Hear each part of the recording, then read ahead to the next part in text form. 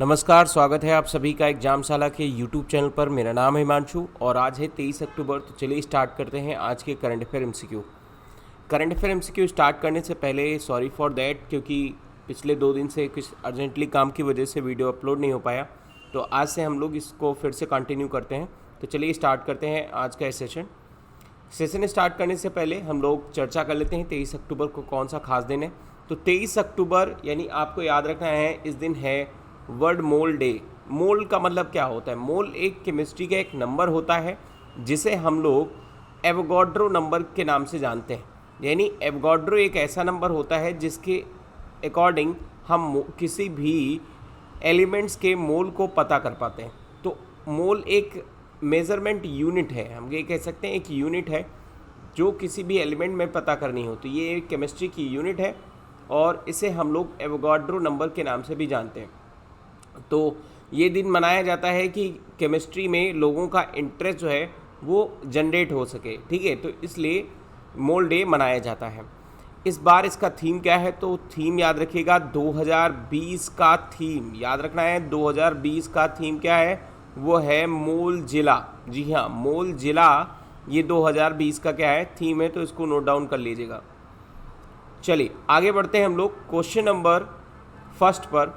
और question number first में आपसे पूछा है कि किसने भी हाल ही में Y20 ग्लोबल समिट अटेंड की है इंडिया की तरफ से। जी हाँ, बताना है आपको कहाँ की तरफ से, इंडिया की तरफ से, ठीक है। Y20 का मतलब क्या है? तो Y20 का मतलब है यहाँ पर यूथ 20। जी हाँ, G20 आपने सुना होगा, तो G20 के नेशंस का एक ग्रुप है वहाँ पर यूथ 20। तो इसको इंडिया की तरफ से किसने अटेंड किया है ये आपको बताना है। तो इसका सही आंसर है क्या? किरण रिजिजू, जो हमारे प्रेजेंट टाइम पर क्या है, स्पोर्ट मिनिस्टर हैं। जी हाँ, जी हमारे वो प्रेजेंट टाइम पर क्या है, स्पोर्ट मिनिस्टर हैं। तो ये इसको होस्ट किसने किया Y20 समिट को? तो Y20 यानी यूथ समिट 20 को होस्ट किया गया किसकी तरफ से? सऊदी अरब की तरफ से। तो अल खुबर वहाँ के जो मिनिस्टर हैं उन्होंने इसको होस्ट किया और इसका मेन पर्पस था कि हम आइडिया को क्या कर सकें, एक्सचेंज कर सकें, साथ साथ में हम यूथ को एम्पावरमेंट कर सकें, उसका एम्पावरमेंट कर सकें और पोस्ट कोविड-19 के बाद में यूथ का क्या पर्सपेक्टिव रहेगा उसके बारे में यहाँ पर आइडिया एक्सचेंज किए गए, ठीक है। तो इंडिया की तरफ से स्पोर्ट मिनिस्टर जो हमारे हैं, यूथ एंड स्पोर्ट्स मिनिस्टर किरण रिजिजू ने ये मीटिंग को अटेंड किया है। तो इस चीज़ को आप याद रखिएगा, ठीक है। चलिए आगे बढ़ते हैं हम लोग और क्वेश्चन नंबर सेकंड पर आते हैं। क्वेश्चन नंबर सेकंड में क्या है कि किस आईआईटी ने भी हाल ही में लॉन्च किया है मूव पे। मूव पे का मतलब ये एक तरीके से पेमेंट प्लेटफॉर्म है। जी हाँ, पेमेंट प्लेटफॉर्म है और ये पेमेंट प्लेटफॉर्म किसके द्वारा जारी किया गया है ये आपको बताना है और किसके लिए जारी किया गया है। तो यहाँ पर साफ साफ दिया हुआ है, जारी किया गया है राजस्थान गवर्नमेंट के लिए, जो कि डेयरी फार्मर्स यानी डेयरी फार्मर्स होंगे उनके लिए एक मूव पे यहाँ पर ऑटोमेटेड पेमेंट प्लेटफॉर्म जारी किया गया है। तो इसे किसने बनाया है? इसने बनाया है आईआईटी मद्रास ने। जी हाँ, आईआईटी मद्रास ने भी हाल ही में क्या किया है, एक डेयरी टेक स्टार्टअप है जिसका नाम है स्टे लैब्स। याद रखना है, डेयरी टेक एक स्टार्टअप है जिसका नाम है स्टे लैब्स, ठीक है। तो इसके लिए भी हाल ही में एक fully automated direct payment platform move पे बनाया है। डायरेक्ट पेमेंट प्लेटफॉर्म का मतलब यहाँ पर ये होता है कि जितना यहाँ पर पेमेंट बनता है इस प्लेटफॉर्म से फार्मर्स को पेमेंट हो जाएगा सीधे उनके अकाउंट में, ठीक है। तो बात समझ में आई। राजस्थान सरकार के जो राजस्थान में जो डेयरी फार्मर्स हैं उनके लिए प्लेटफॉर्म तैयार किया गया है। तो डिजिटल टेक्नोलॉजी प्रोवाइड किया गया है स्टे लैब्स, एक जो स्टार्टअप था उसकी तरफ से, dairy technology and solution company in India, ठीक है। चलिए आगे बढ़ते हैं क्वेश्चन नंबर थर्ड पर। क्वेश्चन नंबर थर्ड में आपसे पूछा है कि किस कंट्री ने भी हाल ही में ऐसा कौन सा कंट्री है जो पहला कंट्री बन गया है फेशियल रिकॉग्निशन को यूज करने वाला किस चीज़ के लिए? तो टैक्स को पे करने के लिए, जी हाँ, टैक्स को पे करने के लिए फेशियल रिकॉग्नाइजेशंस यूज करने वाला ऐसा कौन सा कंट्री है पूरे वर्ल्ड में, तो आपको बताना है। इसका सही आंसर क्या है? इसका सही आंसर सिंगापुर है। सिंगापुर एक एशियन कंट्री है जो आप यहाँ पर देखोगे, इसने भी हाल ही में वर्ल्ड का पहला एक ऐसा सिस्टम तैयार किया है जिसके अंतर्गत फेशियल रिकॉग्नाइजेशन रखा है। फेशियल रिकॉग्नाइजेशन से आप पे कर सकते हो टैक्स। तो इसका नाम क्या है? सिंग पास डिजिटल आइडेंटिटी। जी हाँ, डिजिटल आइडेंटिटी स्कीम। इसके अंतर्गत आप देखोगे 400 ऑनलाइन सर्विसेज एक्सेस की जाएंगी, ठीक है, including tax declaration and public housing applications. Facial recognitions is also increasingly being used access other online services such as banking. मतलब यहाँ पर यह है कि सिंग पास एक ऐसा प्लेटफॉर्म होगा जिससे लगभग 400 ऑनलाइन सर्विसेज को एक्सेस किया जा सकता है विद फेशियल रिकॉग्नाइजेशन। यानी आपका चेहरा देखेगा और उसके बाद यहाँ पर उससे पेमेंट हो जाएगा, ठीक है। तो बात समझ में आई आपको? चलिए आगे बढ़ते हैं क्वेश्चन नंबर 4 पर।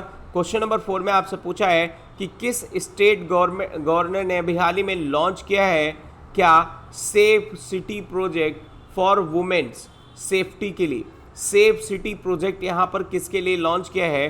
तो याद रखना है अभी हाल ही में ये सब कहाँ चल रहा है, तो अपना उत्तर प्रदेश की जो गवर्नर हैं आनंदीबेन पटेल, तो आनंदीबेन पटेल ने भी हाल ही में सेफ्टी प्रोजेक्ट लॉन्च किया है, सेफ सिटी प्रोजेक्ट, है ना। और ये लॉन्च किया गया है कहाँ पर? लखनऊ, जो कि यूपी की कैपिटल है, ठीक है। तो ये एक 180 डेज का एक लॉन्ग कैंपेन होगा जिसके अंतर्गत पुलिस एंड अदर डिपार्टमेंट को एक वर्क दिया जाएगा कि स्ट्रेंथ करें सिक्योरिटी। किसकी सिक्योरिटी स्ट्रेंथ करें? तो वुमेन की स्ट्रेंथ जो सिक्योरिटी है स्ट्रेंथ की जाए, कहाँ पर? इन अ पब्लिक प्लेस पर, ठीक है। तो ये कैंपेन क्या करेगा? इन्वॉल्व करेगा movement of police, women police personal to the inculcate in feeling pride and safety for women in Lucknow. Lucknow में आसपास के जो पब्लिक प्लेसेस हैं वहाँ पर वुमेन्स पुलिस तैनात होगी और जो कि वुमेन की सिक्योरिटी के लिए होगी। यूपी गवर्नर ने भी हाल ही में 100 पिंक स्कूटर्स लॉन्च किए हैं और 10 फोर व्हीलर्स लॉन्च किए हैं जो कि इस कैंपेन का पार्ट होंगे, ठीक है। तो ये चीज़ याद रखना है आपको। और साथ साथ में ये व्हीकल पूरी तरीके से फर्स्ट एड किट से, यानी इसमें फर्स्ट एड किट की सुविधा होगी, फ्लैश लाइट्स और अदर फैसिलिटी भी होंगी इसमें। चलिए आगे बढ़ते हैं हम लोग क्वेश्चन नंबर 5 पर। क्वेश्चन नंबर 5 में आपसे पूछा है कि ऐसा कौन सा कंट्री है जो एशिया पावर इंडेक्स के अकॉर्डिंग चौथे पायदान पर है। जी हाँ, चौथे पायदान पर ऐसा कौन सा कंट्री है? तो इसका सही आंसर क्या है? इसका सही आंसर है इंडिया।